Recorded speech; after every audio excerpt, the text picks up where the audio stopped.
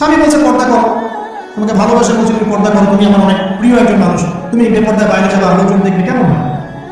ঠিক আছে, তোমাকে তো আমি বিয়ে করেছি, তুমি আমার মানুষ, তোমাকে দেখবে কেন? প্রিয় মা বোনেরা, পর্দা ছাড়বেন না। আপনাদের জন্য 4টা কাজ: স্বামীর আনুগত্য করা, লজ্জাস্থানের হেফাজত করা, আপনার 5 ওয়াক্ত সালাত ঠিকঠাক মতো আদায় করা এবং রমজান মাসে সওম রাখা। নবীজি বলেছেন সাল্লাল্লাহু আলাইহি ওয়াসাল্লাম, জান্নাতের যে কোনো দরজায় ইচ্ছা আপনি প্রবেশ করতে পারেন। আপনার জন্য সহজ। আর স্বামীর আনুগত্য বলতে আমি বুঝাইনি স্বামীর দাসত্ব করতে হবে, এটা বলি না। এখনকার কিছু ফ্যামিলিস্ট মেয়ে আছে, ওরা আনুগত্য শব্দ মনে হয় যে দাসত্ব মনে। আনুগত্য দাসত্ব এক জিনিস না। আনুগত্য কি? স্বামী কোরআন সুন্নাহর অনুকূলে কোনো কথা বলেছে আপনি মানবেন। স্বামী বলছে পর্দা করো, তোমাকে ভালোবাসে বলছে তুমি পর্দা করো, তুমি আমার অনেক প্রিয় একজন মানুষ, তুমি বেপর্দায় বাইরে যাবে, আলোচন দেখবে, কেমন হয়? ঠিক আছে, তোমাকে তো আমি বিয়ে করেছি, তুমি আমার মানুষ, তোমাকে দেখবে কেন? ঠিক আছে, তো এখন স্বামী ভালো কথা বলেছে আপনি শুনলেন, এটা আনুগত্য।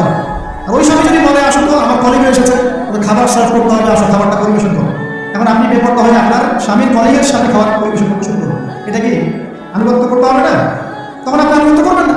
সিম্পল, কোরআন সুন্নাহর অনুগত কাজে আপনি স্বামীর আনুগত্য করবেন, বিপরীতে গেলে আপনি করবেন না।